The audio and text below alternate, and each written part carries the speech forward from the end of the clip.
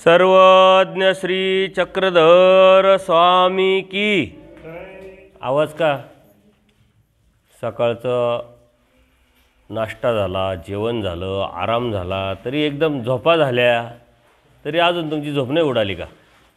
सर्वज्ञ श्री चक्रधर स्वामी की असा जोरात आवाज काढायचा, म्हणजे तुमची राहिलेली जी झोप आहे ती पण उडून जाते, बाहेर निघून जाते, आळस निघून जातो. आणि कन्हैया एकदम शांत बसायचा. तू इथं बस सरांच्या समोर, हां बस बस बस, इथं बस, पुढं पुढं बस.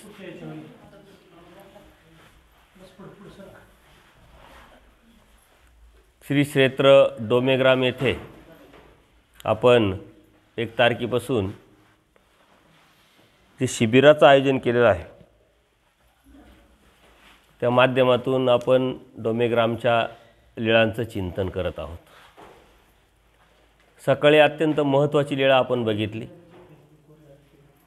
आणि त्या लीळा बघत असताना आपल्याला निमित्त झालेले जे आपले पूर्वज आहे, हे आपले प्रेरणास्त्रोत आहे, हे मार्गदर्शक आहे, दिशादर्शक आहे. आपल्या जीवनात ज्या अडीअडचणी आहे, जे संकट आहे, चढउतार आहे, जे अडथळे आहेत, तेच त्यांच्या जीवनात पण होते. पण त्यांनी त्यावरती कसं मात केली, परमेश्वर समजल्यानंतर, कळाल्यानंतर स्वतःमध्ये कसा बदल करून घेतला आणि या बदलातून परमेश्वर प्राप्तीच्या अनुषंगाने त्यांनी कोणत्या वेळेस कोणते निर्णय घेतले, हे आपण त्यातून शिकायचं असतं. परमेश्वराने अवतार घेऊन अनंत लीळा केल्या आणि अनंत लीळा करण्याचा एकच उद्देश आहे की या जीवाला आनंद द्यायचा आहे, जीवाला मुक्त करायचं आहे. आणि त्यामुळं प्रत्येक लीळेत परमेश्वराने काहीतरी आपल्याला मेसेज दिलेला आहे. हेतुविन परमेश्वराचं उठणं बसणं नाही, हेतुविन देवाचं अवतरणं नाही, हेतुविन फिरणं नाही, काहीच करणं नाही. म्हणून परमेश्वर ह्या जीवाचा अधिकार वाढवण्यासाठी जीवधर्म देहधर्म स्वीकारतात. आणि म्हणून परमेश्वरामध्ये प्रसन्नता, आनंद जरी असले तरी परमेश्वर कधीतरी उदास होतात, कधीतरी नाराज होतात. याचं कारण काय की ह्या जीवाची योग्यता वाढावी. परमेश्वराला काय भूक लागते का, झोप लागते का? नाही. परंतु ह्या जीवाची योग्यता वाढवण्यासाठी परमेश्वराने हे जीवधर्म देहधर्म स्वीकारलेले आहे आणि त्या माध्यमातून या जीवाची योग्यता वाढत असते. आणि हा जीव परमेश्वराची भक्ती करत असताना दृढता निर्माण करून, योग्यता निर्माण करून परमेश्वरापर्यंत पोचत असतो. म्हणून परमेश्वराने आपल्यासाठी काय केलं हे एकदा कळालं की मग आपल्याला लक्षात येतं आणि त्या परमेश्वराविषयी एक आवडी, एक प्रेम आपले पण निर्माण होत असतं. म्हणून आपण बघितलं पाहिजे. इथं लीळा तुम्हाला सांगितल्या 40 ते 50% तत्त्वज्ञान परमेश्वराने या डोमेग्राम क्षेत्रामध्ये केलेलं आहे आणि इथं अनंत लीळा आहे. या लीळेच्या माध्यमातून आपण जर समजून घेतलं, जाणून घेतलं, तर नक्कीच आपल्या जीवनाला दिशा निर्माण होईल. परमेश्वराने दिलेला जो बोध आहे तो शेवटपर्यंत टिकण्यासाठी आपल्याला बळ भेटेल, एक प्रेरणा भेटेल आणि धार्मिकता करत असताना सातत्यपूर्ण अनेक अडथळे अडचणी जरी आल्या तरी त्यावरती आपण मात करू शकतो. अशीच एक लीळा आहे अत्यंत महत्त्वाची. एक दिवशी रात्रीचा पूजा अवसर स्वामींचा झालेला होता. कुठं? राजमठामध्येच. आणि त्यावेळेस कसं होतं, गाव व्यवस्था, गावामध्ये मोठे मोठे माणसं, त्यांचे वाडे, त्यांचे संरक्षक, त्यांच्याकडे सर्वच लवाजमा असायचा, हत्ती घोडे असायचे. देवाचा रात्रीचा पूजा अवसर झालेला आहे, भोजन झालेले आहे आणि स्वामी पानविडा वगैरे परंपरा होती, पानविडा त्यांनी घेतलेला आहे, बाईसांनी त्यांना दिला आहे करून.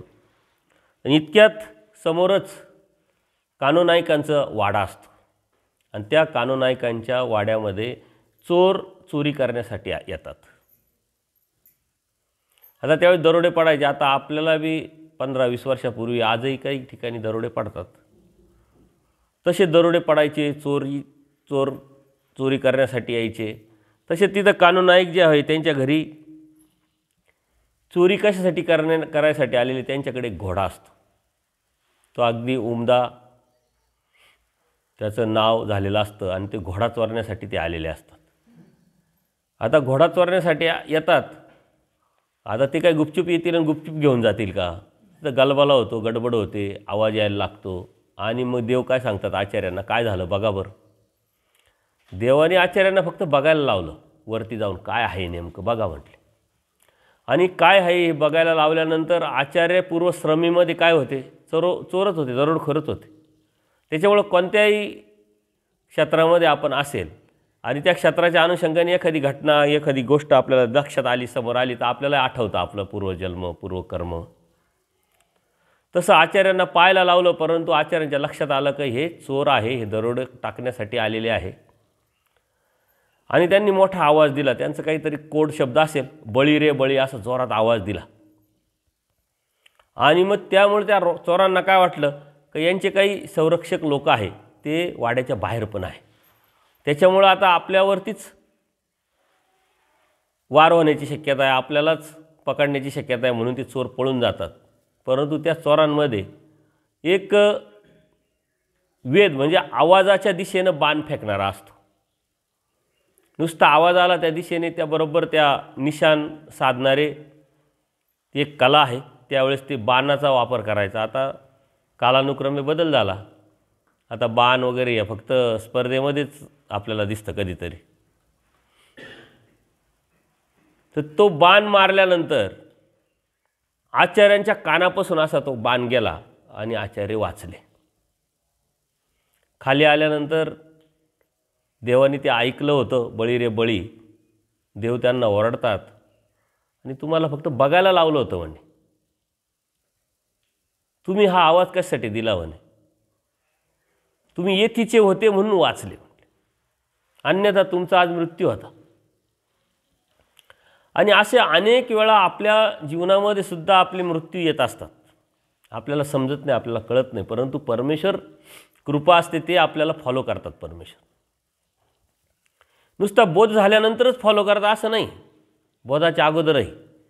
कारण परमेश्वर सर्वज्ञ आहे आणि ही जीवाची योग्यता परमेश्वर जाणतात की हा जीव कुठून कसा येणार आहे, कोणाला त्याला निमित्त करायचं, कसा बोध द्यायचा, याच्या माध्यमातून काय धर्मकार्य करायचं, धर्मसेवा करायची, किंवा त्याच्या हित कसं कशात आहे, त्याचं भलं कशात करायचं, हे परमेश्वर जाणतात. असल्यामुळं परमेश्वर फॉलो करतात. आचार्यांच्या पूर्वश्रमामध्ये जेव्हा आचार्यांची देवाची भेट पण नव्हती झाली, त्यांना बोध पण नव्हता झाला, त्या दरोडेखोरी करत असताना एका ठिकाणी दरोडे करायला जातात, दरोडा टाकायला जातात, तर त्यांच्यावरती पाठीमागून वार होणार होता आणि त्यातच त्यांचा मृत्यू होणार होता. परंतु तरीही देवाने तिथं वाचवलं. त्यांना बोध नाही आहे, परंतु देवाला माहिती आहे. आज आपल्यावरती सुद्धा संकट, अडीअडचणी येतात, आपल्याला माहीत नाही आहे का देवाची मात्र नजर आपल्यावर आहे. पाठीमागे होती, आज आहे, उद्या राहणार, ते आपल्याला फॉलो करत राहतात, आपल्या अडीअडचणी संकट दूर करत राहतात. परंतु निष्ठा आपली असली पाहिजे. ती निष्ठा परमेश्वराच्या समर्थवादावरची जर असली तर परमेश्वर सहाय्य करतात. तसं आचार्यांना पाठीमागे सहाय्य केलं आणि आत्ताही सहाय्य केलं. आणि मग देव त्यांना ओरडतात, सांगतात, तुम्ही येथीचे होते म्हणून वाचले म्हणले, अन्यथा काही होऊ शकलं असतं, म्हणून तुम्ही हे करू नाही पाहिजे. आणि मग देव सकाळी उठतात, विहरणाला जातात. विहरणाला जात असताना देमतीला मात्र व्यापार असतो का तुम्ही इथंच राहायचं. देव सर्व भक्त गेल्यानंतर ती झाडलोट करायला सुरुवात करते. आणि ते झाडलोट करता करता एका झाडाला तो बाण लागलेला तिला दिसतो. आता तिला काही माहीत नाही नेमकं बाण आला इथं कुठून मठामध्ये. बसा. तर तो बाण ती काढते आणि त्या बाणाचं करायचं काय म्हणून ते समोरच वाडा असतो, तिथले त्यांचे काही सैनिक असतील, त्यांना ती देऊन टाकते. कानोनायकांच्या वाड्याच्या तिथला जो नोकर आहे त्याला ती देऊन टाकते.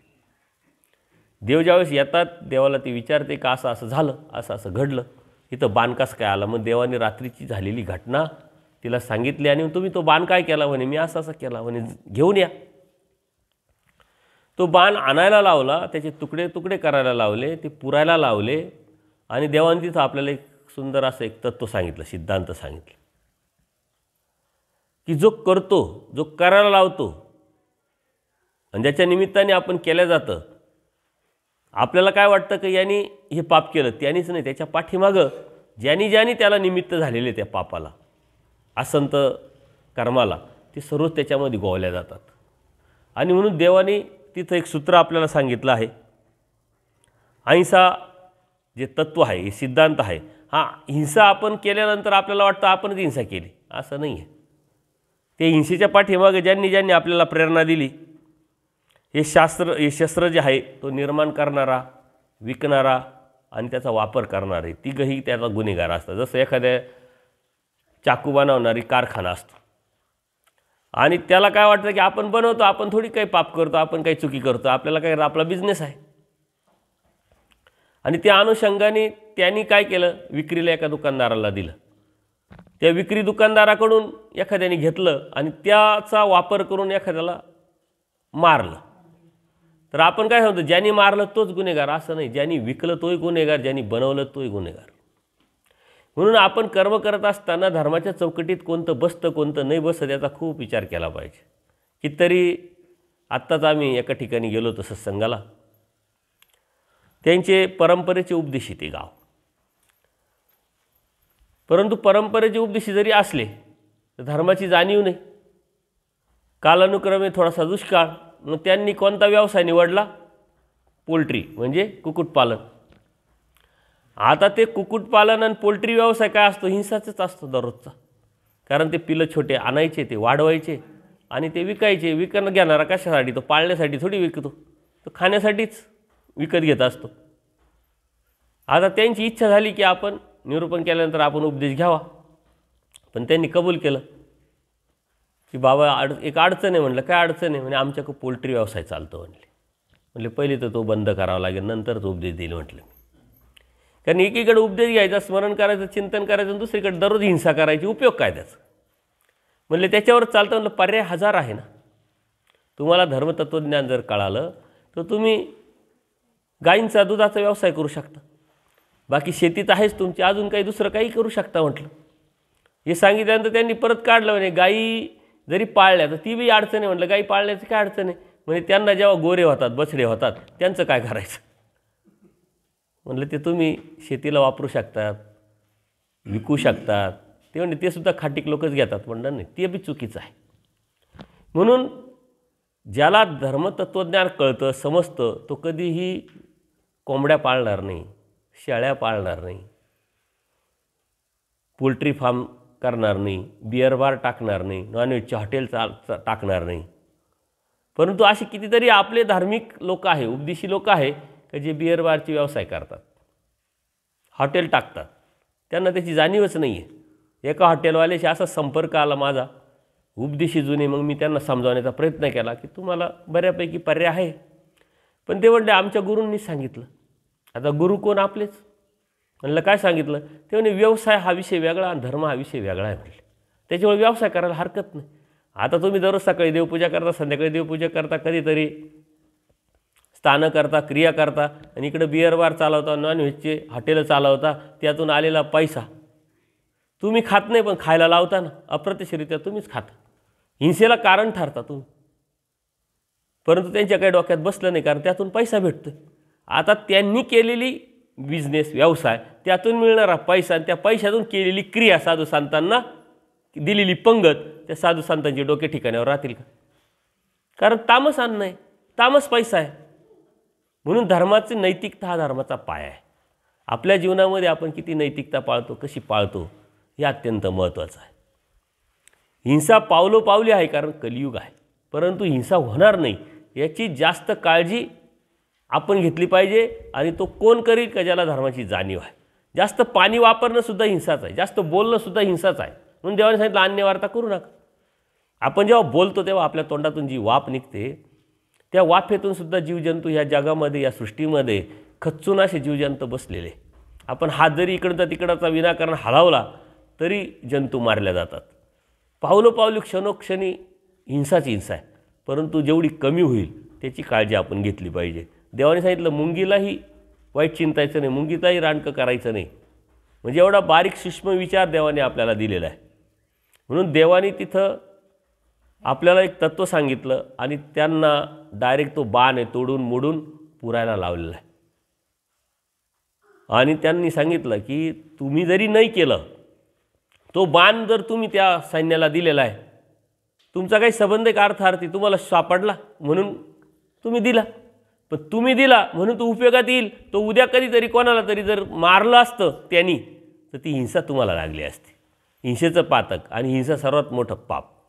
हिंसा पाप, पापात होणार देवाने सांगितलेलं आहे. आणि त्यातले त्यात हिंसेचे प्रकार आहे. चलद्रूप हिंसा, स्थावराची हिंसा, आणि त्यावरती बरीच एखाद्या व्यक्तीने हिंसा जर केली, ब्रह्मांड हननाचं पातक लागतं. कारण का, तर आपल्या शरीरामध्ये 81,10 देवता यांच्या पिंडस्थ आहे. 81,9 देवतेच्या मळ आहे. माया देवतेसारख्या मोठ्या देवतेचा संलग्न आहे. म्हणजे एवढ्या आपल्या देवतेमध्ये, आपल्या शरीरामध्ये एवढे देवतेचे मळ आहे, पिंडस्थ आहे. याचा अर्थ काय, का सारं ब्रह्मांडच आपल्या शरीरात आहे. कारण या ब्रह्मांडामध्ये सर्व देवता कार्य करतात. कर्मभूमीपासून तर चैतन्य देवतेपर्यंत या देवता ह्या ब्रह्मांडात कार्यरत आहे. आणि त्या ब्रह्मांडातल्या कार्यरत असलेल्या देवतेच्या पिंडस्थ अंश रूपाने आपल्या शरीरात आहे. म्हणजे सारं ब्रह्मांडच आपल्याकडं आहे, आपल्यामध्ये आहे. आणि आपण कोणाला मारलं किंवा आपण सुद्धा ॲक्सिडेंटली मेलो किंवा कोणीतरी आपल्याला मारलं, तर देव काय म्हणतात, आत्मघातकी अशी कोणी ठाव नाही का. आत्मघात ज्याचा झाला, ज्याने आत्मघात केला, त्याला कुठंच ठाव नाही. आणि ब्रह्मांड हननाचं पातक लागतं. सृष्टी असेपर्यंत तो नरकातच असतो. आता काही लोक म्हणतात एखाद्याचा ॲक्सिडेंट झाला, त्याची काय चुकी आहे, परंतु त्यांनी ते जोडलेलं होतं. त्याला कोणी मारलं तर त्याची काय चुकी होते, त्यांनी ते जोडलेलं. कोणी कोणाला मारत नाही, कोणाचं काही होत नाही. त्याच्यामुळं आपण जोडलेलं तेच आपल्या कर्मात येत असतं. तुमचं कर्म मला, माझं कर्म तुम्हाला कधीच लागत नाही. तुम्ही बरोबर राहणारे नवरा बायको असेल, भाऊ असेल, बहिणी असेल, आईवडील असेल, यांचं प्रत्येकाचं कर्म ठरलेलं असतं. प्रत्येकजण जो जन्माला आलेला आहे ते स्वतःचे कर्म घेऊन आलेला आहे. त्याच्या जीवनामध्ये येणारे अडीअडचणी, दुःख, संकट हे त्यांनी त्याची मिळवलेले असतात. त्यांनी त्याचं ते खरकटं मिळवलेलं असतं. त्या खरकटं साफ करायचं काम त्याचंच असतं. आपण काय करू शकतो, सांत्वन. कोणी कोणाचं दुःख तर वाटून घेऊ शकत नाही, घेत नाही, घेताच येत नाही. त्याच्यामुळं आपण कर्म करत असताना, शेती करतोय, व्यवसाय करतोय, नोकरी करतोय, त्यामध्ये कोणाचं मन दुखल्या जाणार नाही, कोणाला आपल्यापासून त्रास होणार नाही, कोणाच्या तरी 2 पैशाची अपेक्षा करणं, हे एक सर्वात मोठं पाप सांगितलेलं आहे. रस्त्यावर पडलेला कवडा म्हणजे 2 रुपये 5 रुपये हे सुद्धा आपल्याला उचलायची इच्छा न होणं म्हणजे धर्म देवाने सांगितलेलं आहे. परंतु आपल्याला वाटतं चला कोणाचा तरी पडलेला आहे, काय हरकत आहे घ्यायला. परंतु तो कोणाचा तरी आहे, त्याला जेव्हा समजलं की अरे माझे हरवले पैसे, त्याचं मन दुखत राहतं आणि ते पैसे आपल्याला उपयोगी पडत नाही. म्हणजे दुसऱ्याची घेण्याची प्रवृत्ती जी आहे ती धर्माची प्रवृत्ती नाही, धर्माची विचारधारा नाही. दुसऱ्याचं मला काहीच नको, उलट माझं गेलं तर चालेल, परंतु दुसऱ्याची घेण्याची प्रवृत्ती नसणे म्हणजे धर्म, म्हणजे धार्मिकता.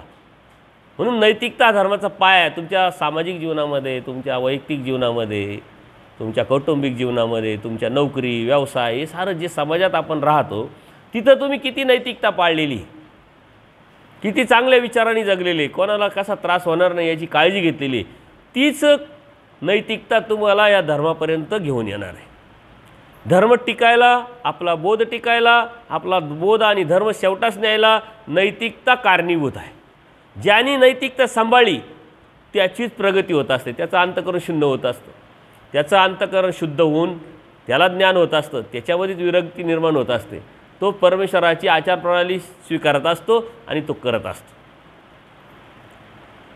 आता तुम्ही बोध झाले किंवा मी कपडे घातले म्हणजे मला काही सबसिडी नाही किंवा तुम्हाला सबसिडी नाही आहे.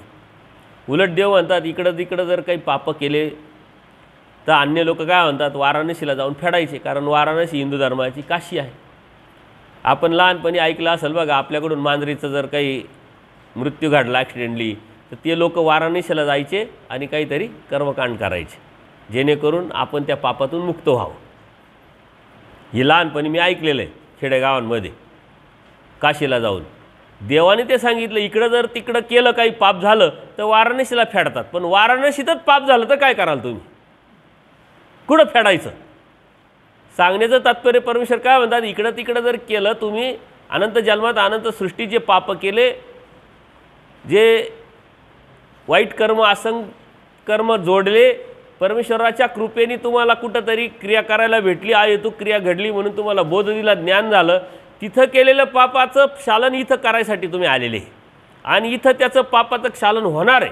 परंतु इथं येऊन जर घाण केली तर त्याची काय करायचं, म्हणजे दैवराटीत इथं येऊन जर अनैतिकता केली, भामटेपणा केला, खोटेपणा केला, कोणाकडून तरी काही लुबाडण्याची इच्छा ठेवली, कोणाकडून तरी काहीतरी मजबुरी, त्याचं अज्ञान, त्याचं जे बी आहे त्याचा फायदा गैरफायदा घेऊन जर आपलं स्वतःचं उखळ पांढरं करण्याचा आम्ही असो किंवा तुम्ही असो प्रयत्न केला तर मग हे फेडणार कुठं? कारण हे सन्निधानातलं आहे. देव म्हणतात सन्निधानातलं सन्निधानीच फेडावं लागतं. आणि सन्निधान म्हणजे काय? आज्ञाप्रतिपालन करी सन्निधान.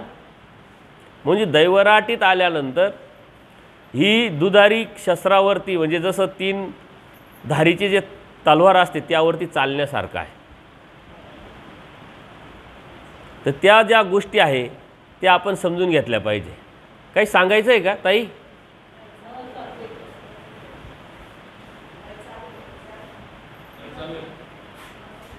हां, तुम्ही त्या साऱ्या ज्या गोष्टी आहे त्या आपण समजून घेतल्या पाहिजे, लक्षात घेतल्या पाहिजे. आणि प्रत्येक लीळेतून आपण काय शिकायचं हे बी आपण लक्षात घेतलं पाहिजे. असंच एकदा आचार्य आहे, दुपारची निरूपणाची वेळ झालेली आहे आणि परमेश्वर निरूपण करण्यासाठी, निरूपण ऐकण्यासाठी सद्भक्त येतात सर्व, पण आचार्य काही येत नाही. आचार्यांच्या बाबतीत देव विचारतात तुम्ही सर्व आले पण आचार्य काय? मग दादोस जे आहे पुरश्रमीचे ते म्हणे आचार्यांना ज्वर आलेला आहे, ताप आला आहे, खूप तापाने ते फणफणत आहे म्हणून ते आराम करताय. ते काही आले नाही म्हटले. आणि आले नाही म्हटल्यानंतर देव काय सांगतात, एका भक्ताला जा बोलून आणा. आचार्यांना ताप आलेला आहे, परंतु आल्यानंतर देव त्यांना विचारतात तुम्हाला ज्वर आला म्हणे, ताप आला म्हणे. तर आचार्य काय सांगतात, नाही नाही असं कोणी म्हटलं, आम्हाला काही ताप नाही ज्वर नाही म्हटले देवा. कारण देवाने ज्या अर्थी बोलवलं त्या अर्थी देवाचं काहीतरी सेवा असेल, काहीतरी व्यापार असेल, हा उद्देश. आपल्याला तर ताप नसलं तरी आपण होतो ताप आहे, कारण काम करावं लागेल. काम चुकारपणा आपल्या स्वभावात मुळातच असतो. कुठं जायची वेळ आली ना आपण कितीतरी ढोंग करतो बघा. परंतु आचार्यांना ओरिजिनल ताप आलेला आहे, ज्वर आलेला आहे, त्यावेळेसारखी अशी आपल्यासारखी परिस्थिती नाही आहे. आपण तर आता लगेच मेडिकलमधून गोळ्या आणतो, आपल्याला कशावर काय चालतं ते बी माहिती लगेच. डॉक्टर आहे, हे आहे, ते आहे, सर्व आहे. त्यावेळेस आचार्यांना देव विचारतात की तुम्हाला ताप आला का म्हणे, नाही आला नाही म्हणे, ज्वर आला नाही. कारण देवानी बोलवलं याचा अर्थ काहीतरी उद्देश असावा.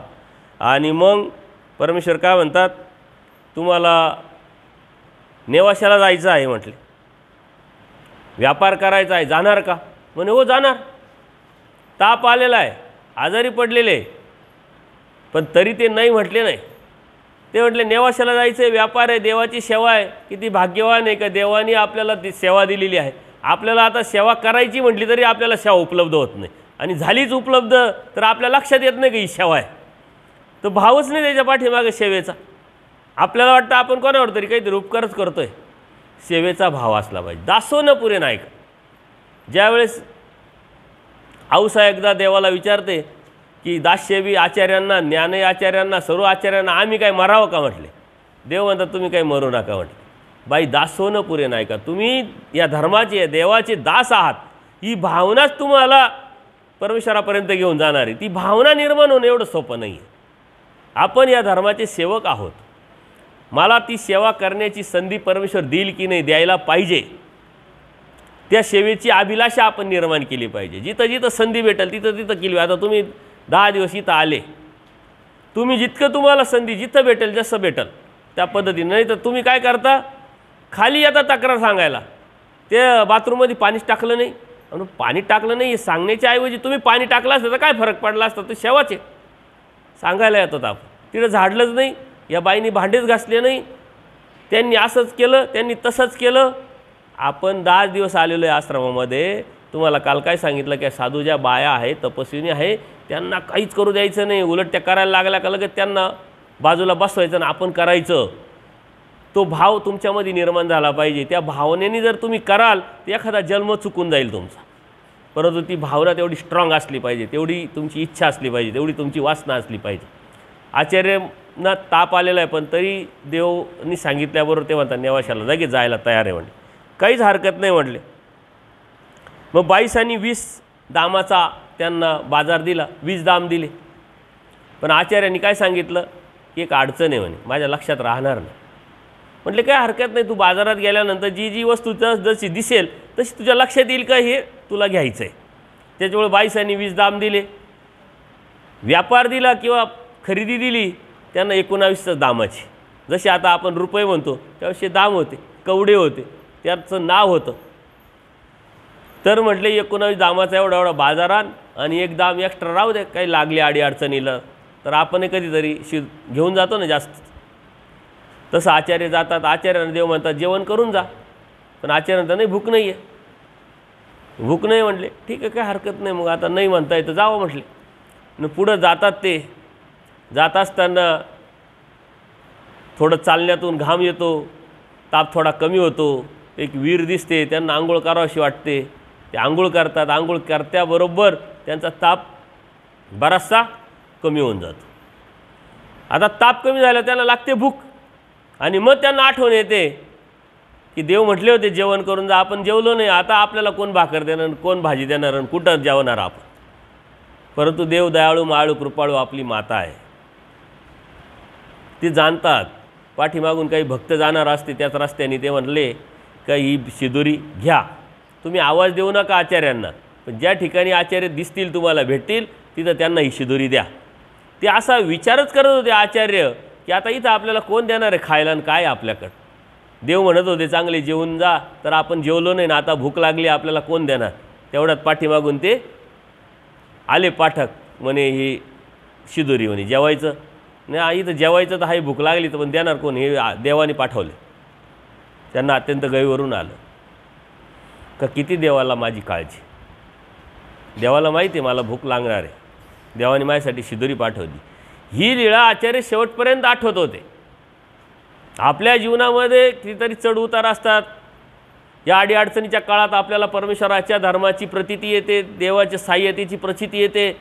ते आपण चिंतन केलं पाहिजे की आपण होतो कुठं, आलो कुठं, आलो कसं, कशा पद्धतीनं आलो आणि का आलो, कोणत्या उद्देशाने कशासाठी आलेलो आहे, हे भान आपल्याला सतत राहिलं पाहिजे. मग उपदेशाने उपदेशाच्या पद्धतीनं, वासनिकांनी वासनिकाच्या पद्धतीनं, साधूंनी साधूंच्या पद्धतीनं विचार केला पाहिजे की आपण होतो कुठं. आपलं पूर्वश्रमीचं जे भूतकाळ आहे तो आपण कधीच विसरायचा नाही. आचार्यही कधीच विसरले नाही, कारण त्यांना माहीत होतं आपण तर किती काय पापं केले असते, किती संकट ओढून घेतले, किती हिंसा आपल्याकडून झाली असती. ते सतत पोळत असतील म्हणूनच इथपर्यंत पोहोचले. आचार्यांनी तिथं जेवण केलं. नंतर ते बाजारात जातात. बाजारात गेल्यानंतर सर्व बाजार फिरतात. ती वस्तू जी सांगितली बाईसांनी ती वस्तू बघितली का त्यांच्या लक्षात अरे ही वस्तू आणायला लावलेली. मग त्या साऱ्या वस्तू घेतल्यानंतर 19 दामाच्या वस्तू सांगितल्या, 19 दामाची वस्तू झाल्या. एक दाम काय त्यांना कळे ना की ह्या दिलाय कशासाठी. घ्यायचं तर सर्व झालं आहे आणि जे घ्यायचं नाही आहे ते आपण फिरतोय तरी आपल्याला काही लक्षात येत नाही. सर्व बाजार फिरूनही लक्षात येत नाही. सायंकाळची वेळ होते, ते रिटर्न यायला लागतात. देव डोमेग्रामला आहे आणि बाजार कुठे आहे, नेवाशाला. इथून किती किलोमीटर आहे, 20 ते 25 किलोमीटर नेवासा असेल. म्हणजे त्यावेळेचे बघा, बाजाराला 25 किलोमीटर जायचं आणि 25 किलोमीटर यायचं. इथं आपल्याला स्थानावर जायचं तरी आपण गाडी काढतो, चलो तिथून 1 किलोमीटर नाही आहे. सकाळी म्हटलं त्याला स्नान करायला चप्पल काढा, पाय काढायला, कोणी म्हणतं कधी चप्पलच काढली नाही बाबा, पायच दुखतो, हेच होतं तेच होतं. स्नान करायला जायचं, देव करायला निघालो, देव मिळवायला निघालो, तर आपले लाड किती देवाने पुरवले. आपल्याला चप्पल आहे, आपल्याला शूज आहे, हे ते बिगर चप्पलचं आणि बिगर गाडीचं आपल्याला स्नान करता येत नाही. त्यावेळेचं किती कठीण असेल. परंतु तो भाव होता. तो भाव असल्यामुळे भाव आपल्याला बळ देऊन जातो. आपल्या मनामध्ये देवाविषयी धर्माविषयी जर प्रेम असेल, आपलेपण असेल, तर आपल्याला त्याची अडचण वाटणार नाही, दुःख वाटणार नाही, ते संकटच वाटणार नाही, तक्रारच वाटणार नाही. परंतु आपण रुटीनमध्ये आलेलो आहे, कृत्रिमपणे करण्याचा प्रयत्न करतो, म्हणजे छोट्या छोट्या गोष्टीचा त्रास होतो आहे. आपण ते सर्व जाऊन आल्यानंतर अंधार पडलेला आहे आणि काही ठिकाणी एका ठिकाणी असे 2 रस्ते फुटतात. एक रस्ता दुसरीकडे, एक रस्ता डोमेग्रामकड. आचार्यांच्या लक्षात येत नाही जायचं कोणत्या रस्त्याने. मग ते तिथूनच आवाज देतात देवाने ओळखलं, देव म्हणतात नाथोबांना जा वरती. आचार्य आले, आवाज द्या म्हणले तुम्ही. मग त्यांनी आवाज दिल्यानंतर त्या आवाजाच्या दिशेनं बरोबर आचार्य डोमेग्रामला पोचतात. आल्यानंतर ते सर्व बाजार बाई संकट देतात. बाईसा काय म्हणते, आज खूप चांगला बाजार आणला म्हणले, चांगल्या क्वालिटीचं जे बी वस्तू आहे ती आणली म्हणले. आणि आचार्य म्हणतात हा दाम म्हणे नाही, हा तर एक अधिकचा दिला होता तुम्हाला, त्याच्यामुळे त्याचं काही आणायचं नव्हतं.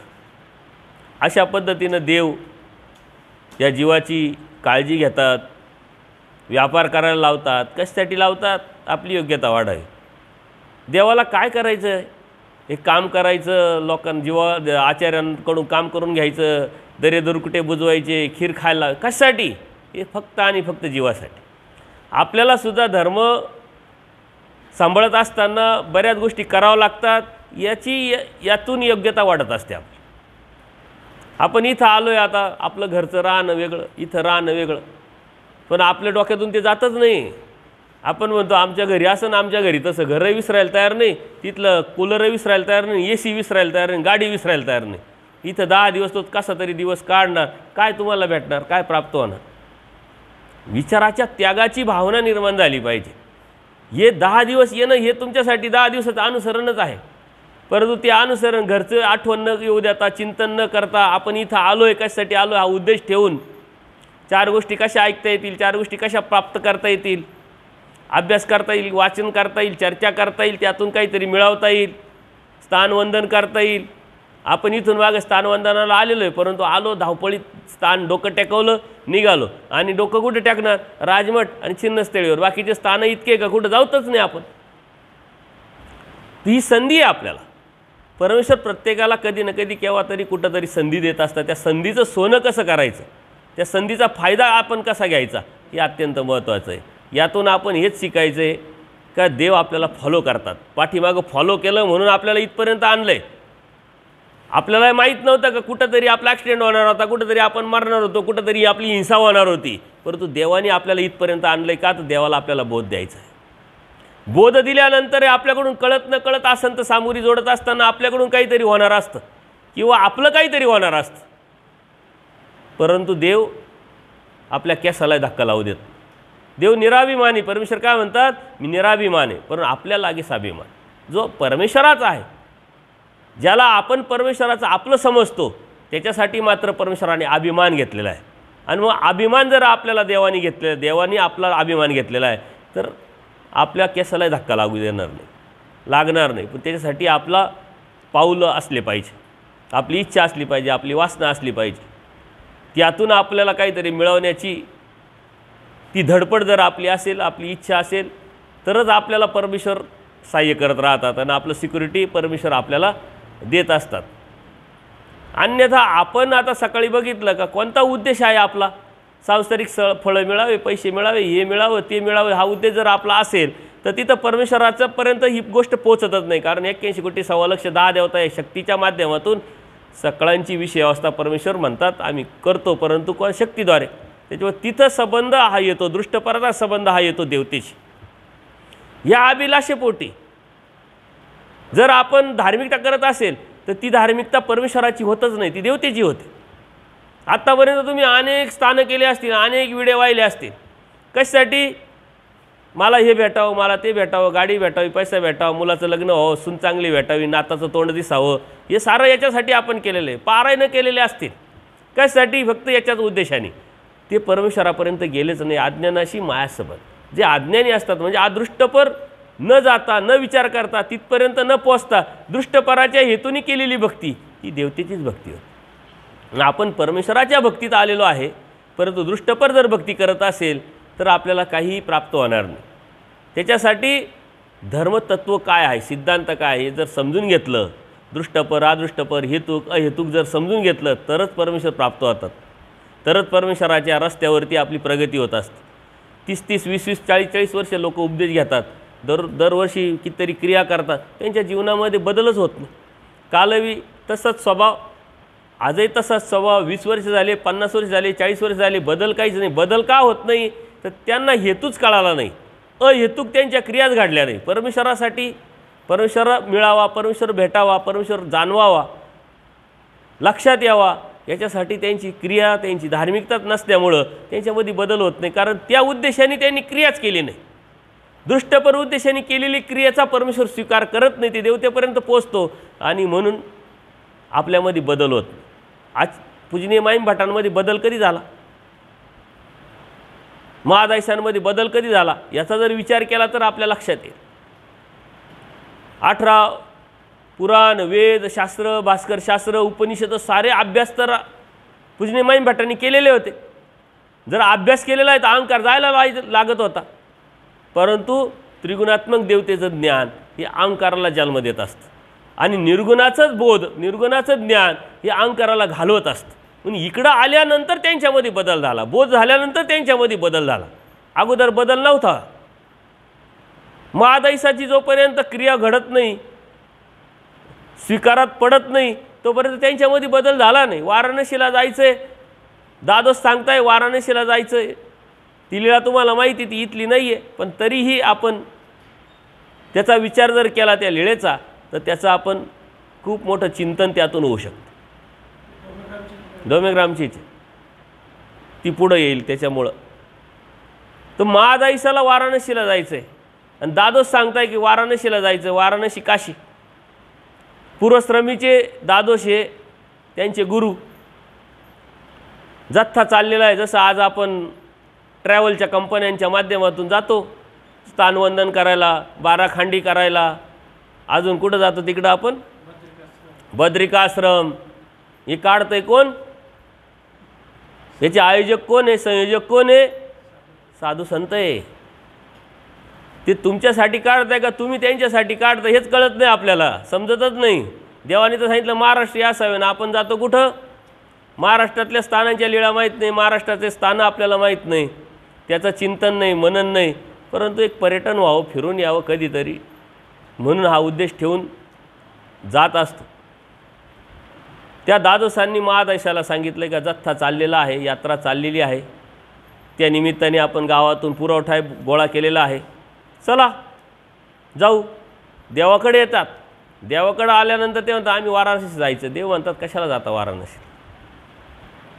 तीर्थक्षेत्र हे काय करतात म्हटले, अमोचक आहे. इथलं पाणी तसं तिथं पाणी, इथं माणसं तसे तिथं माणसं, इथं झाडं तसे तिथे झाडं. देवाचं सन्निधान आहे मोचक बाई, काही जाऊ नका. तिला लक्षात येतं, पटतं. ती परत दादूस सांगत जाते, दादूस परत काहीतरी सांगतो, लोक नावं ठेवतील. ते म्हणतील आपण वाराणसीला जाण्याच्या उद्देशाने पुरवठा गोळा केला आणि इथंच साधू संतांच्या इथंच खाऊन घेतला म्हटले, लोक नावं ठेवतील. ती परत येते, परत देव तिला समजावतात. लोक तर बोलणारच आहे म्हटले, त्यांना काय कळतं. त्याच्यातून देवानी एक दृष्टांत पण सांगितला, ह्या ज्या गोष्टी आहे होणत राहणार आहे म्हणून, परंतु धर्म काय, देव काय, सन्निधान काय हे तुम्ही जाणून घेतलंय, त्यामुळे तुम्ही त्यावरती चालणं तुमचं काम आहे. पण तरी ती ऐकत नाही. परत दादूस सांगत जाते, दादूस परत काहीतरी सांगतो. असं 3 वेळा होतं, 4 वेळा होतं. ती वैतागून जाते, आता करायचं का. मग ती निर्णय घेते की आता जायचं आपल्याला. मग देवाला सकाळी उठते, देवा दंडोत. आता देवाला कळतं की हे जाणार. देवसुद्धा असं काहीतरी हे करतात, कृती करतात. बाईसा विचारते, देवा हे काय केलं. म्हणले ताकातली माशी बाहेर काढली, सन्निधानातून जीव आता असन्निधानी दादूस पाठवत आहे म्हटले. देवाला काळजी वाटली. देवाला जीवाची काळजी आहे आणि त्या काळजीपोटी ती आल्यानंतर सुद्धा म्हणतात तुम्हाला तिथं काही माहिती आहे, तुमचा काय करावं, कसं करावं. नाही म्हटले, देवा तुम्ही सांगा. आणि मग देव तिला सांगतात की तिथं गेल्यानंतर जमीन भाड्याने घे, जागा भाड्याने घे. त्या घेतलेल्या भाड्याच्या जागेमध्ये लाकूड फाटा काय असेल ते स्वतः विकत घे, स्वतः बनव स्वयंपाक. आणि कोण कोणाला जेवू घालील, कोण कोणाला जेवू घालील, तू मात्र आंधळा पांगळा कोणी दिसेल तर त्याला जेवू घाल. ती क्रिया देव करायला लावतात आणि तिथली ती क्रिया आहे, तिथला जो आंधळा पांगळा आहे, तिथल्या देवतेचा विग्रह, त्याला परमेश्वर ती क्रिया करायला लावतात. ती हेतुक असल्यामुळं त्या क्रियेचा स्वीकार परमेश्वर स्वीकारतात. कारण हेतुक क्रियेचा स्वीकार देवता स्वीकारतात, अहेतुक क्रियेचा स्वीकार देवता स्वीकारू शकत नाही, ते परमेश्वरापर्यंत पोचतं. आणि म्हणून तो अधिकार योग्यता प्राप्त होते आणि मग बोधाला जीव पात्र होतो. तिला तितच्या वेळेस तिथंच बोध होतो आणि बोध झाल्यानंतर ती पश्चाताप करते की विनाकारण मी आले. इकडून जाताना देवाने सांगितलं पण होतं, आता जाताय तर काय हरकत नाही, जा, आल्यानंतर तुम्हाला आम्ही संन्यास देऊ म्हटले. ते तिच्या डोक्यात येतं. ती तिथं त्या पाण्यात जाते. पहिलं पाणी कोणावर सोडते माहिती आहे? दादोसांवरती. कारण ते या दादोसांमुळं मला देवाचं सन्निधानातून बाहेर पडावं लागलं. आपण पाणी सोडायला शिकलो पाहिजे. ज्याच्या संगतीनं आपला धर्म, ज्याच्या संगतीनं, ज्याच्या विचारांनी, ज्याच्यामुळं आपला धर्म किंवा ज्या कृतीनं, ज्या गोष्टीनं आपला धर्म जाण्याची शक्यता निर्माण होते, त्याच्यावरती संकल्प सोडला पाहिजे, त्याचा त्याग केला पाहिजे. संकल्प सोडणं म्हणजे त्याग. परंतु समाजव्यवस्थेमध्ये हा त्याग एवढा सोपा नसतो. भावबंद आहे, नातेवाईक आहे, बऱ्याच गोष्टी आहे. कितीतरी मला तर दररोजचे फोन येत राहतात. आता पितृपाठ आला का दररोजचे फोन येतील, काय करायचं काय करायचं, हे म्हणता फक्त करा, काय फरक पडतो, फक्त करा. मग आपल्या देवाला उपार दाखवलं तर, असं केलं तर, तसं केलं तर. सणवाराच्या वेळेस जास्त फोन येतात, श्रावण महिन्यात जास्त, भाद्रपद महिन्यात जास्त फोन येतात की काय करायचं, इकडं काय आहे काय. आपला धर्म निवृत्ती धर्म आहे, परमेश्वर प्राप्तीचं साधन आहे. आपल्या जीवनाला सुंदरता आनंद देण्याचं एक परमेश्वराने दिलेलं साधन आहे. त्याचा आपण विचार न करता ह्या कर्मराटीमध्ये एवढं आपण गुंतलेलो, एवढं अडकलेलो आहे, त्यामुळं आपल्याकडून कळत न कळत बरेचसे कर्मकांड केले जातात. पण परमेश्वराने स्पष्ट आणि पारदर्शकपणे आपल्याला धर्म दिलेला आहे. एक विधी अधिष्ठान, एक भाव अनुष्ठान. परमेश्वर म्हणतात ही विधी भावातीत अनुष्ठान. देवतेचे धर्म सांगत असताना हे म्हणजे स्वतःच्या धर्माचं त्यांनी स्टेटमेंट दिलेले. विधीच्या आणि भावाच्या पलीकडचं म्हणजे कोण? आचाराशी निगडीत आहे. मानसिक शुद्धतेशी, अंतःकरण शुद्धतेशी, वैचारिक शुद्धतेशी निगडीत असलेला धर्म आपल्याला परमेश्वराने सांगितलेला आहे. परंतु आपण ते लक्षात येत नाही. आपल्याला असं वाटतं की जे आपण करत आलो तोच धर्म आहे, तीच धार्मिकता आहे, त्यातूनच आपल्याला देव भेटणार आहे. परंतु तो एक भाग, एक संस्कार म्हणून आपल्याला करायचा आहे. विधीने विधी आपण करत राहतो. आज करायला तर उद्या करायची इच्छा होईल, हा करतोय त्याचं पाहून आपल्याला करण्याची इच्छा होईल. परंतु त्यात न अडकता त्यातून बाहेर पडलं पाहिजे, त्यातून पुढं सरकलो पाहिजे. वर्षानुवर्ष आपण तेच करत राहिलो, त्याच्या पुढं जर सरकलोच नाही. एक मुलगा 5वीत जर 5 वेळा नापास झाला, 2 वेळा नापास झाला, आपण काय समजतो त्याला? म्हणून मठ्ठ याला काही डोकंच चालत नाही, हा पुढं सरकायलाच तयार नाही. तसं आपण बोध देऊन परमेश्वराने आपल्याला बुद्धी दिलेली आहे, विचाराची ताकद दिलेली आहे. अनंत लीळा आपल्यापर्यंत पोचून परमेश्वराने ही डोकं चालवण्यासाठी ताकद देऊन प्रगती करण्यासाठी ताकद दिलेली. परंतु आपण पुढे सरकायलाच तयार नाही. परमेश्वराला जे तत्त्वज्ञान परमेश्वराने आपल्याला सांगितलं आहे, अत्यंत प्रत्येक ठिकाणी आपल्याला उपयोगी पडणारं ते तत्त्वज्ञान आहे. औसाला महादाईसाला तिथं बोध होतो, ती पहिलं पाणी दादोसांवर सोडते आणि तिथंच संन्यास असतो म्हणून त्या गंगेमध्ये पाणी सोडते आणि मी संन्यास घेतला अशी भावना निर्माण करून रिटर्न होते. ती आजारी पडते, ती आजारामध्ये मरण्याची शक्यता असते. तिच्याबरोबर तिची मैत्रीण असते, ती म्हटली आता तुझं काही खरं नाही. परंतु हिची गॅरंटी असते, ही म्हणते मला देवाने काय सांगितलं, तू तिथून येशील तर मी तुला संन्यास देईन. ही ब्रह्मवाणी ही खोटी ठरू शकत नाही. ज्या अर्थी देवाने मला सांगितलंय तुम्ही तिथून याल, आम्ही संन्यास द्याल, याचा अर्थ मी जिवंत देवाकडे जाणार आहे आणि देव मला संन्यास देणार आहे. ही भावना, ही विचारधारा ज्या वेळेस महादाईसामध्ये येते त्याच वेळेस तिचा आजार जो आहे तो आपोआप बरा होतो. ती धडधाकट होते आणि देवापर्यंत पोचते. आता तिला गिल्टी फील होतं का देवाने सांगितलं तर जायचं नाही, परंतु मग तरी मी गेले. ती देवाच्या समोरच यायची नाही. मग काही निमित्ताने देवाचं आणि त्यांच्या समोरासमोर झाल्यानंतर तिने सांगितलं तिथलं सर्व. देव म्हणतात बाई संन्यास का असा असतो काय?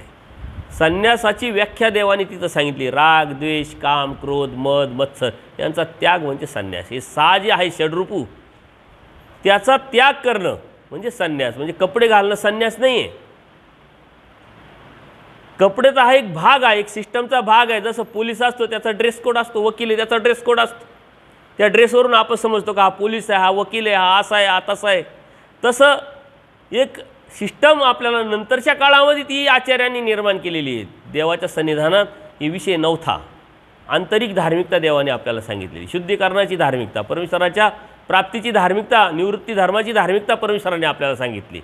नंतरच्या काळात अडीअडचणी येऊ नये आल्या होत्या म्हणून त्याच्यावरती मात करण्यासाठी ड्रेस कोड आलेला आहे, पण आपण त्यालाच संन्यास समजून घेतलं, आम्ही बी आणि तुम्ही बी.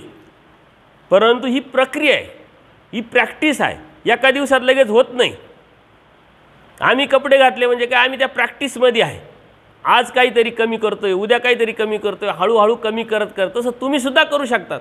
इथं 10 दिवस आले ना, 10 दिवस कसं राहायचं, कशा पद्धतीनं राहायचं, घरी गेल्यानंतर कसं राहायचं, कशा पद्धतीनं राहायचं, कधी उठायचं, काय स्मरण करायचं, चिंतन करायचं.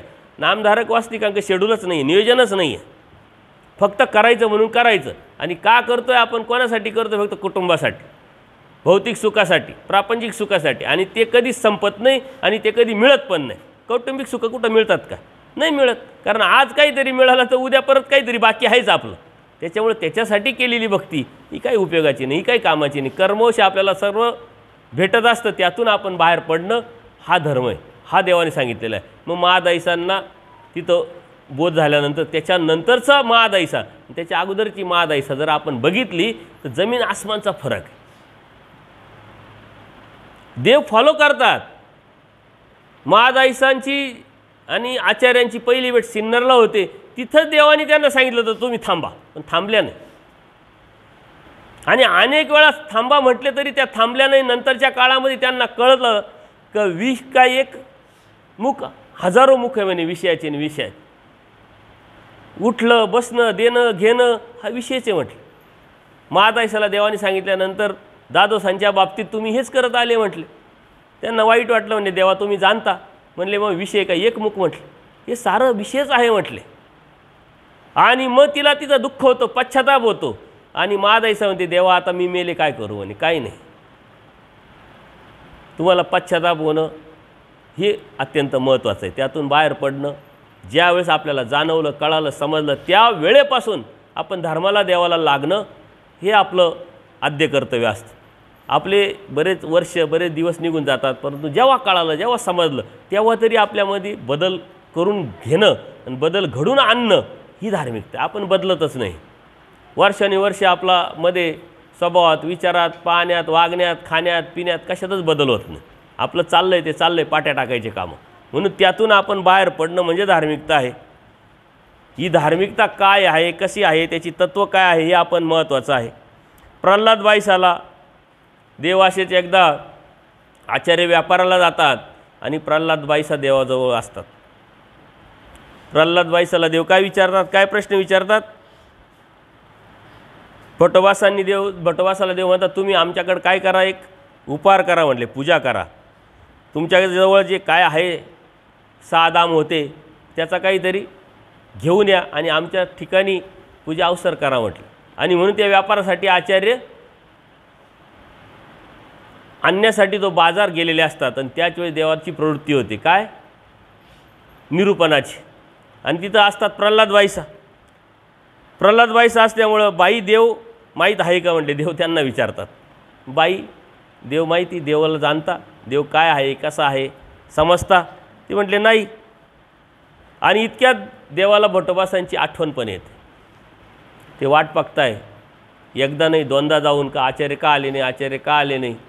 बघा आचार्य किती योग्यतेचे होते का देवानी चिंतन करावं, देवानी वाट पाहावी. आपली एखाद्याने वाट पाहिली तर आपण तो सॉरी बरं का तुम्हाला वाट पाहायला लागली. आणि कोणी कोणाची वाट पाहत नाही. आपणही जर विशिष्ट व्यक्ती असेल तर आपण त्याची वाट पाहतो, किंवा आपणही जातो काहीतरी, कोणाकडे जात नाही. देव आचार्यांची वाट पाहतात. आणि आचार्य आल्यानंतर ते म्हणतात पण देव की तुम्ही उशीर लावला, उशीर वास्तविक झालेला नव्हता. बाईसांना देवाने विचारलं, हे आचार्यांनी विचारलं की मी माझा तर उशीर तर काही झाला नाही. आणि मग ती सारी लीळा बाईसा त्यांना सांगते. त्या प्रल्हाद बाईसाला देव म्हणतात तुम्ही देव जाणता, म्हणले नाही जाणत. तुम्ही जाणवलं तर जाणेल, तुम्ही सांगितलं तर सांगेल. तिने विनंती केली आणि मग देवाने तिथं अत्यंत महत्त्वाचं तत्त्व आपल्याला सांगितलं आहे. म्हणजे देव काय चित्राचा म्हटले, देव काय दगडाचा, देव काय पाषाणाचा, देव काय मातीचा, देव काय धातूचा, देव काय लाकडाचा.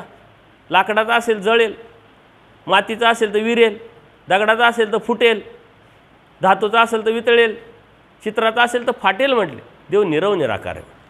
एवढं मोठं तत्त्वज्ञान सांगितलं आहे. यातून परमेश्वराने आपल्याला आपल्या डोक्यात काय की हे अन्य लोकांना सांगितलं देवाने, देव काय चित्राचा, देव काय दगडाचा, देव काय मातीचा, देव काय धातूचा, पण देवाने आपल्याला सांगितलेलं आहे. कारण देव कोणासाठी सांगताय? भक्तांसाठी. देव कोणासाठी सांगताय? जो देवाचा झाला, ज्याला देवभावाचा बोध झाला, त्याच्यासाठी देवाने तत्त्वज्ञान सांगितलेलं आहे. काही प्रश्नाच्या माध्यमातून अन्य तत्त्वज्ञान देवाने सांगितलं की तिकडं काय आहे आणि इकडं काय आहे, परंतु यातून आपण सिद्धांत घ्यायचा आहे की देवाने आपल्याला सांगितले देव कसा आहे. परंतु आपण जे साधनं आपल्याला दिलेले वंदन करण्यासाठी त्याला देव मानायला लागलो तर देवाने सांगितलं आहे. म्हणून विशेष हे आपल्याला साधन आहे वंदनासाठी, स्थान हे आपल्याला साधन आहे वंदनासाठी.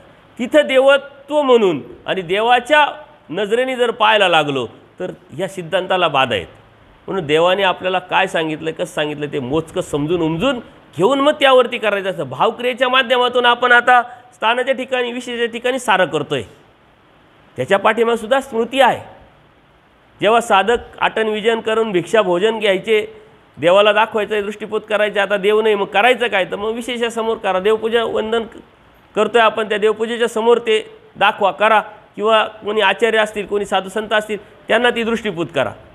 परंतु हा उद्देश वेगळा आहे, कुठेही दाखवून काय उपयोग नाही आहे. परंतु आजकाल याच्यामध्ये एवढे मतमतांतर, एवढे प्रश्न, काही ठिकाणी तर उपार दाखवायचा नाही म्हटले, दाखवला तर मायाच खाते म्हटले. बरं दाखवायचा उपार ठेवला का पटकन संकल्प सोडा म्हटले, नाही तर लगेच माया खाते म्हटले. मायाला तेवढंच काम आहे, देवाला ठेवायची उपाशीच आहे का, देवाला उपार दाखवला का लगेच खायचा. तर हे जे मतमतांतर हे आजच्या काळातलं आहे, आत्ताच्या काळातलं आहे. मी कसा वेगळा आहे, मी कसा, मला जास्त कसं समजलं आहे सांगण्याच्या उद्देशाने आहे. पूर्वजांमध्ये ही शंका नव्हत्या, प्रश्न नव्हते, या अडचणी वाटत नव्हत्या. नॅचरल पद्धतीने स्वभावत तो धर्म आजपर्यंत आपल्यापर्यंत आला. जे चांगलं आहे ते आपणच स्वीकारलं. परंतु यात मतमतांतर येण्याचं कारण अन्यथा ज्ञानामध्ये तत्वसिद्धांत, उद्देश, ध्येय नेमकं अचूकपणे न समजल्यामुळे हे प्रश्न निर्माण झालेले. काही मार्गांमध्ये मी एक मार्गात जाण्याचा योग आला, दुपारची वेळ होती, मी बघितलं डोळे उघडे ठेवून, काय उपारने काही नाही आरती केली आणि बसा ते पंक्तीवाले आले, ते संकल्प जे आता आपण पाहतो नेहमीचं. मी एक मार्क केलं, म्हणलं याने उपार नाही दाखवला, देवाला ताट नाही दाखवलं. मी विचारलं, ते म्हणे आमच्याकडे दाखवत नाही म्हटलं. बरं उपार दाखवला तर ते खायचं पण नाही कोणी, मग खायचं नाही तर मग करायचं काय, मग कोणी खात नाही म्हणून उपार दाखवायचा नाही. तर उपार ही एक भावक्रिया आहे, ती आपल्या मनामध्ये भावना निर्माण करण्याचा की अन्न राजस तामस आहे, देवा सात्विक बनवा आपल्या कृपादृष्टीनं. बायसांचा पाणी भात गोड केला, धानायसाचा आंबा गोड केला, सुदाम्याचे पोहे गोड केले, ती भावना निर्माण करणे, ते देवाला आठवायची, देवाला आळवायची, ती एक क्रिया आहे. त्या भावक्रियेचा स्वीकार होत नाही पक्षकार सांगतात, परंतु त्या भावाने आपल्या हृदयामध्ये सत्व उतरतं आणि आपण शुद्धतेच्या बाजूनी, योग्यतेच्या बाजूनी आपला धार्मिक प्रवास होत असतो. परंतु याच्यामध्ये मतमतांतर नंतर येण्याचं कारण काय असावं हे जास्त विचार केला. कोणत्या गोष्टीचा जास्त जेव्हा विचार करतो तेव्हा ते नकारात्मकतेकडून येतं. मग सामाजिक असेल, कौटुंबिक असेल, धार्मिकतेकडं असेल, जास्त विचार करायचा. जास्त कशाचा विचार करायचा? आचाराचा, त्यागाचा, तत्वसिद्धांताचा, परमेश्वराचा धर्म आपल्याकडून होईल का नाही, होतोय का नाही, काही बाधा तर येत नाही याचा. परंतु याचा विचार करणारे न दिसता बाकीच्या कर्मकांडात आणि विधीमध्ये जास्त अडकलेले, म्हणून हे मतमतांतर भरपूर झालेले. तर देवाने तिथं आपल्याला या सिद्धांत सांगितल्याने या सिद्धांताच्या माध्यमातून आपण काय घ्यायचं हे अत्यंत महत्त्वाचं आहे. आणि ही लीळा भरपूर मोठी आहे. देव कसा निरूपावा म्हटले आणि देवाने ते सर्व सांगितलं आपल्याला. आचार्य आलेले आहे, आचार्यांनी बाईसांना विचारलं आहे की मला तर लेट झाले नाही, पण तरी देव म्हणतात तर तुम्ही उशीर केला आणि मी सर्व सांगितलं. आणि जेव्हा देवाला विनंती केली, देव म्हणतात का उशीर झाला. देव आचार्य बी स्पष्टीकरण देत नाही बसले, काही उशीर नाही झाला, लगेच गेलो ना आलो असं काहीच बोलले नाही, झाला म्हणे थोडा उशीर. तर आपल्याला सांगितलं तर आपण लगेच स्पष्टीकरण द्यायला सुरुवात करू, आपण भाड्याला उरलो नाही हो उशीर काही झाला नाही, गेलो लगेच आलो. हे एक उदाहरण.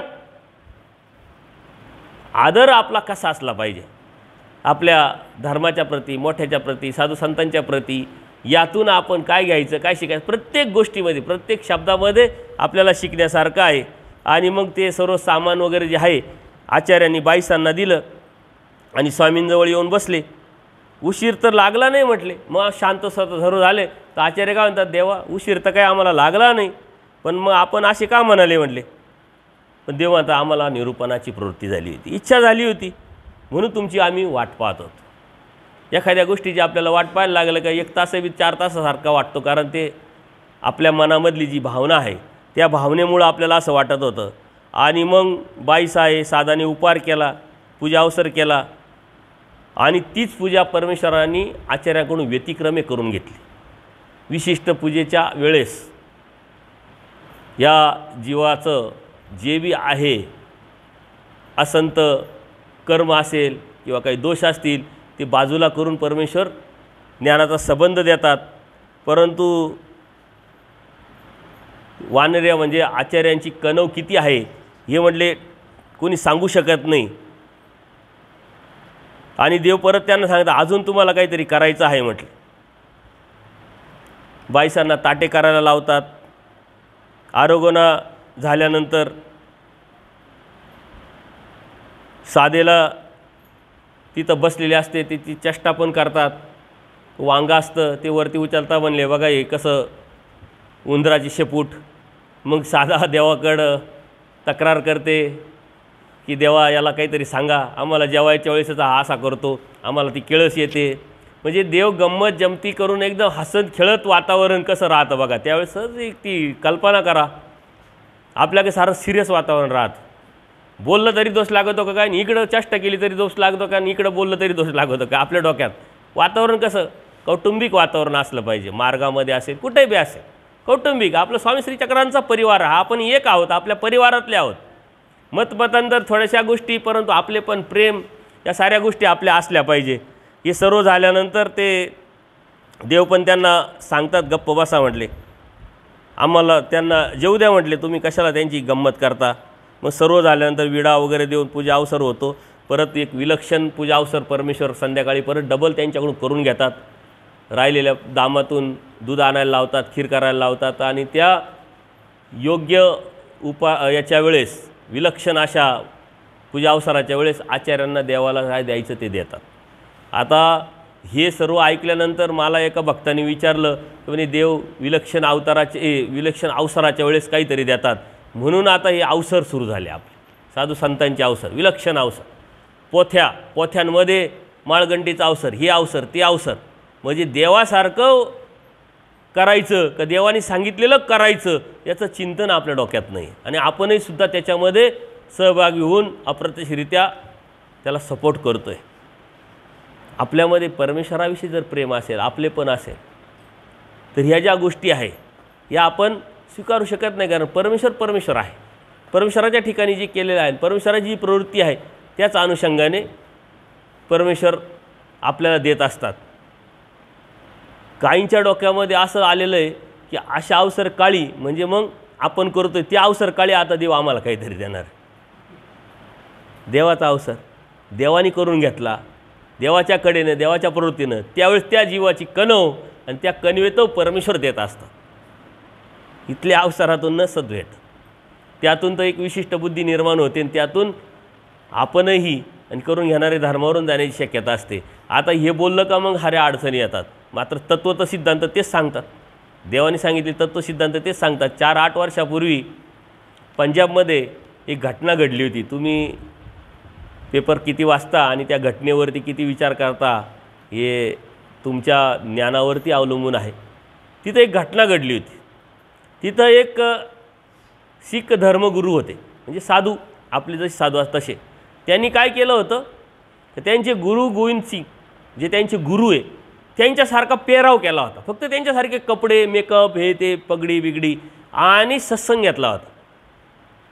त्यांच्यासारखा पेहराव करून सत्संग घेतला म्हणून तिथं दंगल उसळली होती का गुरुची बराबरी करतो, म्हणजे आम्ही ज्यांना देवत्व दिलेलं आहे, देव समजतो, त्यांच्यासारखे तुम्ही वागणं म्हणजे तुम्ही प्रतारणा केली.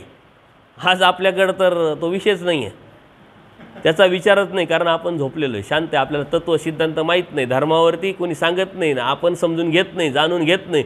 जे चाललं आहे तेच योग्य खरं असं समजून आपण चालत राहतो. परंतु अनेक अडचणी, परंतु आपल्या डोक्यामध्ये येते एवढे मोठे ज्ञानी लोक आहे, एवढे आचार्यगण आहे, ते करताय म्हटल्यानंतर ते चुकीचं थोडी करत असतील. चांगलंच करत असतील अशी आपली भावना आहे, आपली श्रद्धा आहे. परंतु याचं चिंतन आपला धर्म म्हणून आपण ते केलं पाहिजे. देव तिथं हे पण सांगतात की आर्तता आहे, आणि ही आर्तता ज्यावेळेस वेळ येते, सांगण्याची प्रवृत्ती होते, कड येते, तेव्हा स्तंभ एखादे निमित्त करून आम्ही बोलतो म्हटले. स्तंभ इथं कोणीच नाही. बाईसा म्हणते मी नाही, आचार्य नाही, तुम्ही कोणाशी बोलताय? प्रल्हाद बाईसाला तिची काय एक सांगण्याचं तात्पर्य की बाबा तिला किती कळेल, किती समजेल, ही शंका आहे. देव म्हणतात आम्हाला जर प्रवृत्ती झाली तर स्तंभ एका ते निमित्त करून आम्ही बोलू. स्तंभ म्हणजे काय? खांब. खांब काय जड असतो, कोणत्याही प्रकारचं त्याच्यामध्ये काही क्वालिटी नसते, प्रपंचाचा एक भाग असतो, पण त्यालाही निमित्त करून आम्ही बोलू म्हटले, त्याला निमित्त करून उद्धरू म्हटले. स्तंभ एका ते निमित्त करून बोली गेलं, स्तंभ एका ते निमित्त करून उद्धर. कोणाला कोण निमित्त करायचं परमेश्वर ठरवणार, तो परमेश्वराच्या अधिकारातला विषय आहे. त्याच्यामुळं कोणाला कसं काय हा खूप मोठा तात्विक विषय आहे, परंतु कोणाला परमेश्वर निमित्त करती सांगता येत नाही. साध्या एखाद्या नामधारक वासनिकाला निमित्त करतील, साधू संतांना निमित्त कर, तपस्विनीला निमित्त करतील, परंतु ते निमित्त करण्याचा जो भाग आहे तो परमेश्वराच्या अधिकारात. परमेश्वराला माहिती आहे याला कोणाला निमित्त करायचं, त्याला कोणाला निमित्त करायचं, हे सारं नियोजनबद्ध कार्यक्रम असतो. कुठून निमित्त करायचं, कशा पद्धतीने निमित्त करायचं, कोणत्या अंतरावर निमित्त करायचं, सारं देवाचं नियोजन आहे. आणि हे पावलोपावली मला अनुभव आलेले अनेक वेळा. अनेक लोकांच्या डोक्यातमध्ये की अरे मोबाईलवरती यूट्यूबवरती हे सत्संग सांगतात, तत्त्वज्ञान सांगतात, परंतु यातली प्रचिती इतकी आलेली आहे का आता आमच्याबरोबर आलेली एक व्यक्ती आहे सद्भक्त अर्जुनदादा पाटील, त्यांचा धर्माशी अर्थार्थी संबंध नाही, 1.5-2 वर्षापासून सत्संग ऐकताय आणि त्यांच्यामध्ये ती भावना निर्माण झाली. महिन्यापूर्वी ते आश्रमात आले, उपदेश घेतला, महिन्यापूर्वी अभ्यास चालू झाला आणि ह्या 11 तारखेला ह्याच कार्यक्रमाच्या समाप्तीमध्ये त्यांची इथंच दीक्षा आहे.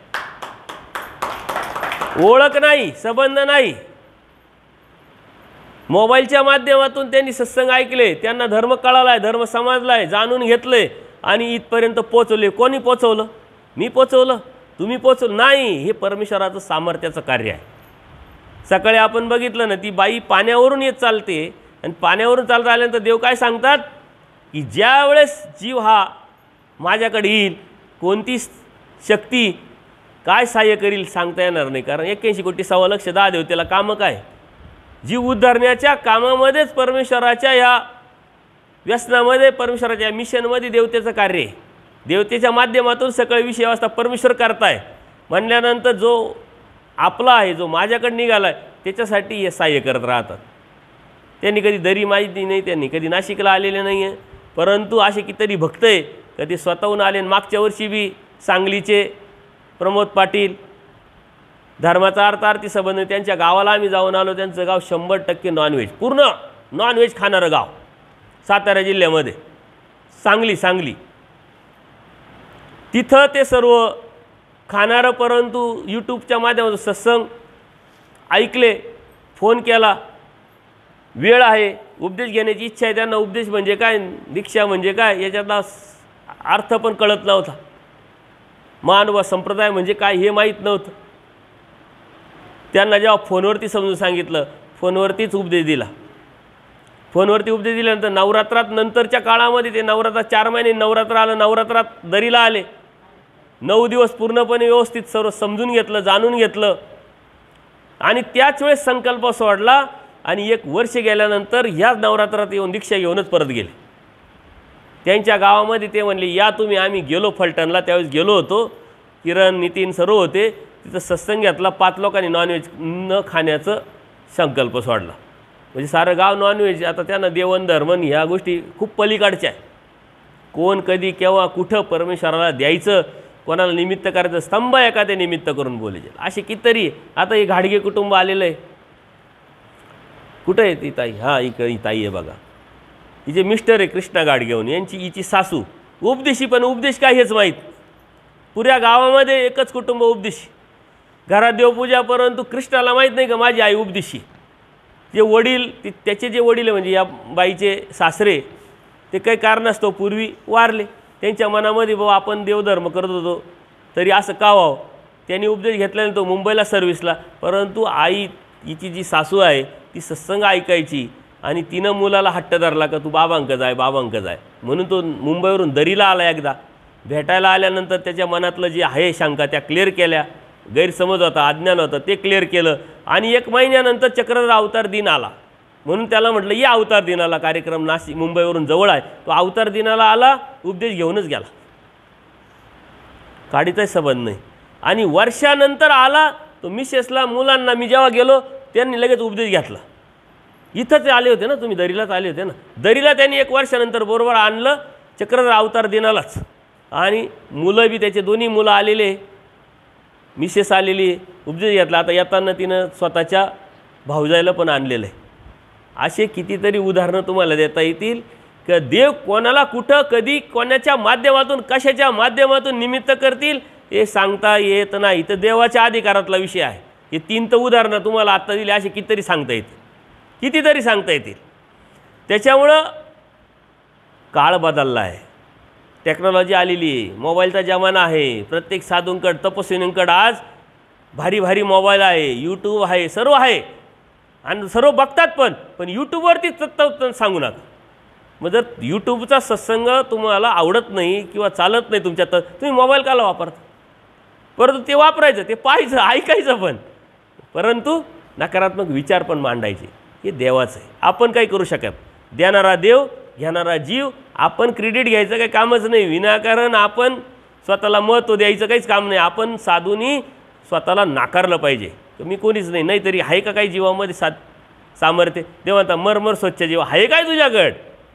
पण आपण विनाकारण आपल्याला मोठं समजणं हा अन्यथा ज्ञान आहे. आपण अत्यंत छोटे आहोत, आपण काहीच नाही आहे. देवाने दिलं, देवाने केलं, तर आपल्या मनामध्ये एकच प्रार्थना असली पाहिजे की मला देव व्हावा. आणि त्या देव मिळवण्यासाठी देवाने काय करायचं, माझ्यावरती घडण उडण सर्व संस्कार संस्कृती ती देवाने करायची. आचार्य ह्याच ठिकाणावरून जेव्हा व्यापाराला जातात तेव्हा देव काय सांगतात, ती जाताना कोणी जर दिसलं तुम्हाला तर त्याला हटका, त्याला बोला, त्याची चर्चा करा. आणि आचार्य जाता जाता पद्मनाभी देव जे आहे, एक लहान मुलगा देवाच्या सन्निधानात असतो, परंतु सन्निधानातून नंतर जातो तो व्यापाऱ्याचा मुलगा असल्यामुळं सावकार पैसे व्याजाने द्यायचे, मग वसुली, भांडणं, वाद, मर्डर, हिंसा हे त्यांचं नेहमीच आहे. परंतु देवाच्या सन्निधानात आणि देवाची दयामाया कृपा करुणा त्याच्यावरती, देवाची सर्वांवर राहते, सकळ जीवा ते चिंतित. ज्यावेळेस आचार्यांना सांगतात, आचार्य जातात एक पालखीमध्ये, पुढं सैनिक, पाठीमागं सैनिक, पद्मनाभी देव आतमध्ये बसलेले, सोन्याची पिशवी आहे, वरती झेलताय टाईमपास म्हणून चाललेले. आचार्य थोडे पुढे गेल्यानंतर लक्षात येतं का देवाने सांगितलं कोणी चाललं तर हटका. ते एका सैन्याला कोण आहे म्हणे, पद्मनाभी देव. मग त्यांची टूपपेट ते आचार्यांना वाटतं का अरे पद्मनाभी देव म्हणजे देवाच्या सन्निधानात असलेले तेच असू शकतात. मग ते थांबा म्हणले. म्हणले ओळखलं का मला? दंडोत. म्हणे दंडोत. ओळखलं का? म्हणे स्वामी श्री चक्रधरांच्या सन्निधानात जे वानऱ्या म्हणून होते ना तो मीच आहे. म्हणे अरे चांगलं आहे चांगलं आहे, दंडोत दंडोत. काय चाललं आहे देवाचं, कुठं आहे काय? म्हणे आई इथंच आहे देव. म्हणे मला दर्शनाला यायचं आहे, मला बी भेटीला यायचं आहे, पण तुम्ही काय करा, आचार्यांना म्हणतात ते तुम्ही माझ्याबरोबर चाला, आमचं एक काम आहे, व्यापार आहे, ते करून आणि मग देवाकडे देव म्हणतात. तुम्हाला आचार्य म्हणतात तुम्हाला तर माहिती आहे देवाच्याच आज्ञेव्यतिरिक्त मी कुठं जात नाही, राहत नाही, काहीच नाही. आचार्यांचं हे वैशिष्ट्य आपण समजून घ्यायचं. कधीच ते कुठं गेले, मुक्कामी राहिले नाही, कोणाचं ऐकलं नाही. देवाने जे सांगितलं तेच करायचं आणि तेच ऐकायचं आणि तेच त्याच्यावर ठाम राहायचं. ते म्हणले नाही आम्ही येऊ शकत नाही, तुम्ही जावा. तेवढ्या वेळामध्ये ते ज्या गावात जाणार होते ते हिंसा करणार होते, त्यांना कळालं ते गाव सारं खाली होऊन गेलं. हे जेव्हा जातात त्यांच्याकडून हिंसा चुकते. म्हणजे आचार्यांच्या निमित्तातून पद्मनाभी देवाची हिंसा परमेश्वरांनी चुकवली. तो पद्मनाभी देव देवाकडे आले नाही ना, अनुसरले नाही, परंतु तरी देवाने त्यांची काळजी केली. म्हणजे अन्य ज्याला वेद नाही आहे, आवडी नाही, बोध नाही आहे, जे अनुसरले नाही त्याची काळजी करतात, तसं अन्य लोकांची देव काळजी करतात. आपलं वेळ अन्य होतं तेव्हा देवाने काळजी केली, म्हणून तर इथपर्यंत आलो. देवाने ठरवायचं आहे कोणाला निमित्त कोणाला कुठं करायचं. देवाने ठरवायचं आहे याला कसं कोणत्या पद्धतीनं कोणत्या निमित्ताने कोणाच्या पद्धतीनं आणायचं आहे, देव ठरवतात. देवाचं नियोजनबद्ध कार्यक्रम आहे. परंतु आपण आपली ढवळाढवळ आपल्या बुद्धीने ती निर्माण केलेली आहे. याच्याकडूनच त्याचं, त्याच्याकडूनच त्याचं, त्याच्याकडून त्याचं, असं काही नसतं. प्रत्येकाचं ठरलेलं असतं. म्हणून परमेश्वर म्हणतात स्तंभा एका ते निमित्त करून आम्ही बोलणार आहे, कोणाला निमित्त करून कोणचं माध्यम काय. आज टेक्नॉलॉजी बदलली, सर्व माध्यम बदलले, तत्त्व मात्र तेच आहे, धर्म मात्र तेच आहे. मग परमेश्वरसुद्धा धर्मतत्त्व सांगताना त्या वेगळ्या माध्यमातून काम करत नसतील कशावरून. हे आपल्याला दिसतं आहे प्रॅक्टिकल. हा प्रचिती पंथ आहे, प्रचिती धर्म आहे. तो प्रचितीला आलेलं ते साच, का जे प्रचितीला येत नाही ते साच, हे आपण समजून घेतलं पाहिजे. आणि असे कितीतरी उदाहरणं आहे की आपली भावना शुद्ध असली पाहिजे, आपला हेतू शुद्ध असला पाहिजे, धर्माविषयी तळमळ असली पाहिजे, परमेश्वराविषयी प्रेम असलं पाहिजे, आपल्या साधकांविषयी प्रेम असलं पाहिजे. देवानेच सांगितलं आहे सारंग पंडिताच्या माध्यमातून, आधी येत बुद्धी व्हावी मग येथीच्या पराव्यारा व्हावी. आपली देवावर बुद्धी असेल तर प्रत्येकजण आपल्याला आपला वाटेल, त्याच्याविषयी आपल्याला प्रेम वाटेल. आपल्याला देवच आपला वाटत नाही, देवाविषयीच प्रेम नाही, धर्माविषयी प्रेम नाही, त्याच्यामुळं कोणाविषयी आपलं प्रेम राहिलेलं नाही. आधी येत बुद्धी व्हावी म्हटलं. पहिले परमेश्वरावरती आपली जर बुद्धी निर्माण झाली, समर्थवादावरची पक्की निष्ठा निर्माण झाली, तर नक्कीच नामधारक असो, वासनिक असो, साधू संत असो, यांच्याविषयी आपल्याला बुद्धी निर्माण होते, प्रेम होतं, आपलेपणा निर्माण होतो की अरे अन्य लोक किती आहे, किती हिंसा करतात, किती पापं करतात, त्यातून हा बाहेर पडला, देवाने याला बोध दिला, हा किती क्वालिटीचा आहे. कारण मायेच्या चैतन्य मायेचा जो विद्यावंत आहे त्याच्यामध्ये जी स्वस्थता नाही, तिच्या नामधारकामध्ये एवढी स्वस्थता असते, एवढी क्वालिटी मोठी सांगितली. त्याच्यानंतर वासनिकाची क्वालिटी, त्याच्यानंतर साधू संतांची क्वालिटी. पण ते आपलं पण पाहिजे, प्रेम पाहिजे.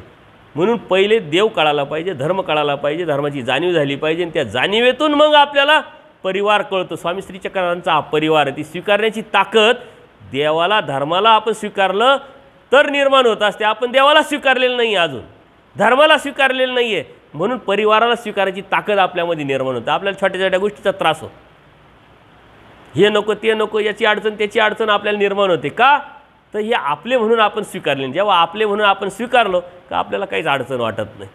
आणि या गोष्टी, या लीळा आहे, परमेश्वरांनी आगाध लीळा केलेल्या आहे. त्या आगाध लीळेतून आपण काय घ्यायचं, काय स्वीकारायचं आणि काय शिकायचं, आणि आपल्यामध्ये काय परिवर्तन करून आणायचं, याच्यासाठी धर्म असतो.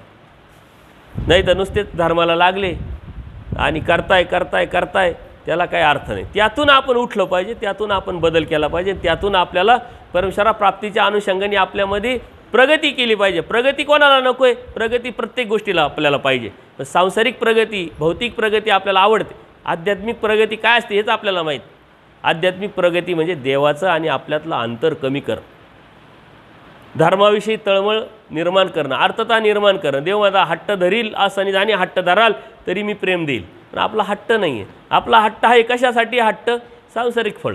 पण देव मिळवण्यासाठी हट्ट आहे का? तुम्ही आता कितीतरी विडे वाहिले असतील आजपर्यंत, देव मिळवा म्हणून विडा कधीच नाही. कितीतरी क्रिया केली असेल, देव मिळवा म्हणून क्रिया कधीच नाही. आपले अडथळे दूर व्हावे देव मिळवण्यासाठी म्हणून केलेली क्रिया, म्हणून वाहिलेले विडे कधीच नाही.